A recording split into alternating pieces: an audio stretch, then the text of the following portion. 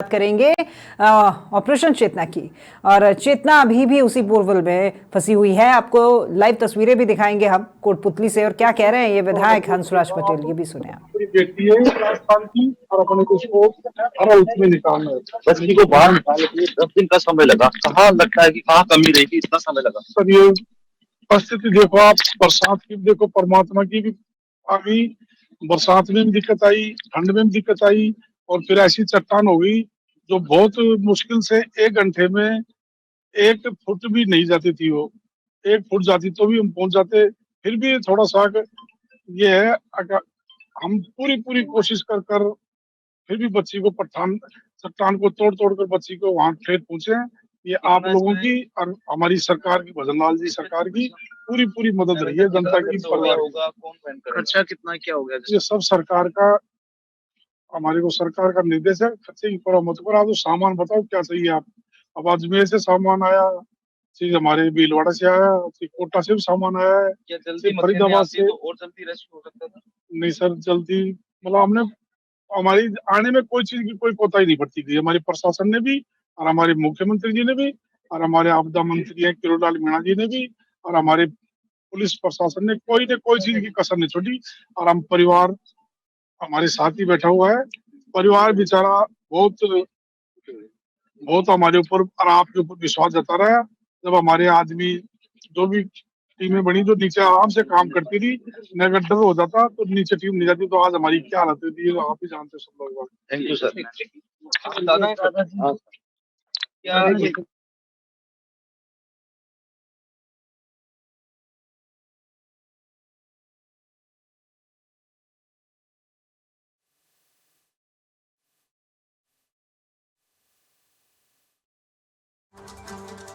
देखिए ये कोटपुतली से लाइव तस्वीरें दिखा रहे हैं यहाँ से विधायक हंसराज पटेल, जिन्होंने अपनी बात रखी और उन्होंने कहा है कि सरकार ने उन्हें पूरी मदद की है। समय पर जो भी जिस भी चीज़ की आवश्यकता थी चेतना तक पहुँचने के लिए, वो तमाम इंतजामात किए गए। और लेकिन चेतना की लोकेशन मिली है, अभी चेतना बाहर नहीं आई है। ये चेतना के परिवार के ही बुजुर्ग हैं, शायद उसके दादाजी हैं। ये भी यहाँ पर मीडिया से मुखातिब हो रहे हैं, ये भी अपनी बात रख रहे हैं। और कोटपुतली में ये ऑपरेशन चेतना अभी भी जारी है। बच्ची को बचाने का आज 10वां दिन है। देखिए सरकारी मशीनरी काम आई, लेकिन साथ ही साथ देसी जुगाड़ ज़रूर काम आया, और उसी देसी जुगाड़ के साथ मिलकर के जब काम किया गया तो चेतना को 30 से 32 फुट ऊपर खींचा गया। अब 150 फीट पर वो चेतना पिछले 10 दिनों से अटकी हुई है।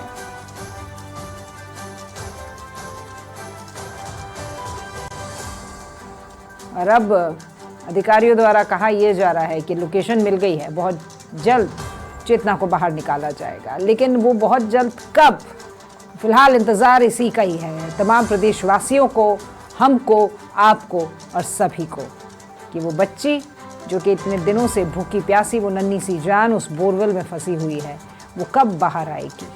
वो कैसी विषम परिस्थितियों में वो इतने दिन से वहाँ पर है, उसका कोई मूवमेंट भी नहीं पता चला है। कितने दिन हो गए हैं, जो मॉनिटर लगाया गया था, जो कैमरा लगाया गया था, कहा यह गया कि तकनीकी खराबी आई है, इसके कारण मॉनिटर पर कुछ शो नहीं कर रहा है, डिस्प्ले नहीं आ रहा है, कुछ नज़र नहीं आ रहा है। बच्ची का मूवमेंट तो दिखाई नहीं दिया, इतना समय बीत गया है। लेकिन प्रशासनिक अधिकारी यहाँ पर मौजूद हैं और दावा यही कर रहे हैं कि अब हम बहुत जल्द चेतना को बाहर निकाल लेंगे। लेकिन जब तक चेतना बाहर नहीं आती है, सभी के मन में सवाल यही रहेगा कि आखिर कब चेतना बाहर आएगी। तो ये मीडिया से मुखातिब हो रहे हैं चेतना के परिवार के लोग, और साथ में वहाँ पर विधायक हंसराज पटेल। ज़्यादा जानकारी के साथ में संवाददाता मनोज शर्मा हमारे साथ फोन लाइन पर कनेक्ट हैं, उनसे हम जानकारी लेंगे। मनोज, सभी को इंतज़ार है और ये इंतज़ार बहुत लंबा हो चुका है कि चेतना कब उस बोरवेल से बाहर आएगी। जी राखी, बिल्कुल मुख्यमंत्री भजनलाल शर्मा पूरे मामले में संवेदनशील हैं। मुख्यमंत्री भजनलाल शर्मा ने कोटपुतली के जिला प्रशासन से बात की और अपडेट लेने के बाद निर्देशित भी किया है कि कुछ जो रेस्क्यू किया जा रहा है उसमें कोई कोताही ना बरती जाए, और साथ ही इतने दिन रेस्क्यू करने में लग गए जिसको लेकर मुख्यमंत्री भजनलाल शर्मा ने जो अधिकारी हैं उनको फटकार भी लगाई है और अब ये उम्मीद की जाती है कि जल्दी ही चेतना बोरवेल से बाहर निकल पाएगी। जी राखी, मतलब मुख्यमंत्री की फटकार के इंतजार में थे अधिकारी। वो इतने लंबे समय से वो काम कर रहे हैं, लेकिन मनोज आपको ये भी पता होगा एक्सपर्ट्स की टीम बुलाई गई, लेकिन जिस दिशा में वो काम कर रहे थे वो सही दिशा ही नहीं थी, वो दिशा भटक गए थे। तो समय तो जो है वो उसकी बर्बादी हुई है, चाहे मेहनत कितनी ही की हो यहाँ पर प्रशासन ने।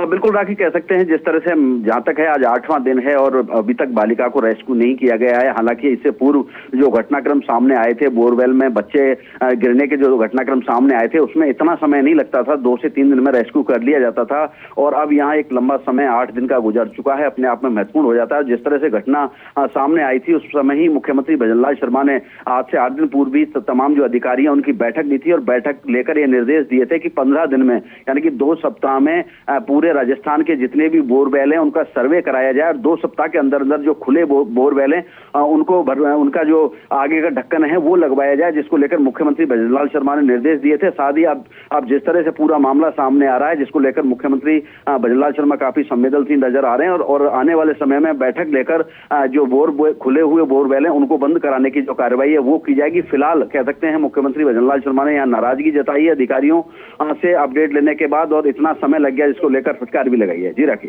ठीक है, आज 10वां दिन है और हम उम्मीद करते हैं कि आज शायद चेतना अपने परिजनों के साथ होगी। बहुत शुक्रिया आपका हमारे साथ जुड़ने के लिए और तमाम जानकारी देने के लिए।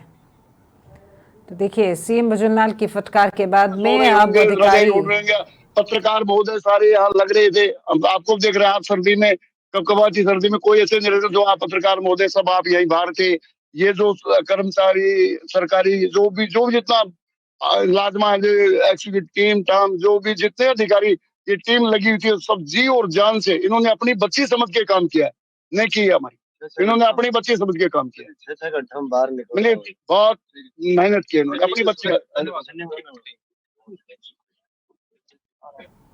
तो देखिए सहयोगी गिरिराज हमारे साथ में जुड़े हुए हैं। गिरिराज, आप तक आवाज पहुंच पा रही है? विधायक थे हंसराज जी पटेल, उनसे भी जब मीडिया से मुखातिब हुए तो उन्होंने भी कहा है कि पूरा जो है हर तरीके का जो सहयोग मिला है और जो चेतना के दादाजी थे उनके से भी हमसे हमारी बात हुई तो उन्होंने भी बिल्कुल यही बात कही है कि किसी भी तरह की जो है प्रशासन द्वारा कहीं भी लापरवाही नजर नहीं आई और उसको लेकर प्रशासन है जो बिल्कुल अपनी बेटी समझ कर चेतना को इस कार्य को अंजाम दिया है और एसडीआरएफ की टीम और एनडीआरएफ की टीम को जो इंस्ट्रूमेंट जो चाहिए थे उन सभी को इन्होंने अवेलेबल करवाया है और किसी भी चीज पर कोई भी जो उपकरण था इस रेस्क्यू में काम आने के लिए वो सभी उपकरण है जो मंगवाए और जो लड़की के जो ताऊजी है उनका भी बयान दे रहे हैं, वो भी क्या कुछ कह रहे हैं सुनते हैं। ज्यादा अब तक का जो रेस्क्यू हुआ उसमें कहीं भी किसी भी तरह की कोई लापरवाही नजर आई? प्रशासन पूर्ण तरीका से जो भी सामान मांग रहे वो भी उपलब्ध हो रहा है। पूरा ग्राम भी था, पूरा आम जन हमारा सहयोग कर रहा है। जिस तरीके से देखो इतनी सर्दी थी, इतनी बड़ी चुनौतियां थी, हर चुनौती को मात देते हुए एनडीआरएफ की टीम ने उसका तो बहुत बहुत आभार प्रकट करते हैं। हम अच्छा घंटा हम निकला, बहुत अच्छा। हाँ मुकराम जी, ये परिवार था पूरा जो कि पूरी तरीके से उन्होंने कह दिया है कि परिवार पूरा है जो कि प्रशासन हमारा पूर्ण सहयोग किया है और आप देख सकते हैं अभी भी एनडीआरएफ टीम को जो है सैल्यूट कर रहे हैं ये जो परिवार है। और मैं बता दूं कुछ ही देर में ये जो चेतना है जो परिवार के पास भी होगी। दादाजी की जो नम आंखें हैं और जो ताऊजी है आप इन तस्वीरों में देख सकते हो जी। ठीक है गिरिराज, अब तक आवाज पहुंच पा रही है मेरी?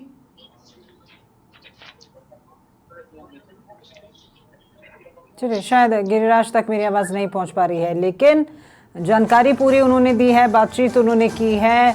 परिवार अब प्रशासन का आभार जता रहा है, कह रहा है कि हमारी बच्ची का जो रेस्क्यू ऑपरेशन चला है ये सभी ने अपनी खुद की बच्ची समझ के यहाँ पर ये जी तोड़ दिन रात मेहनत की है, हर एक चुनौती का खुलकर डटकर सामना किया है और तमाम विपरीत परिस्थितियों में भी यहाँ से हटा नहीं है प्रशासन। और तमाम एनडीआरएफ और एसडीआरएफ के जितने भी जवान हैं जो कि इस ऑपरेशन में जुटे रहे हैं उनका भी आभार व्यक्त किया है। फिलहाल चेतना के करीब पहुंच चुके हैं, अब चेतना कब बाहर आती है वो देखने वाली बात रहेगी।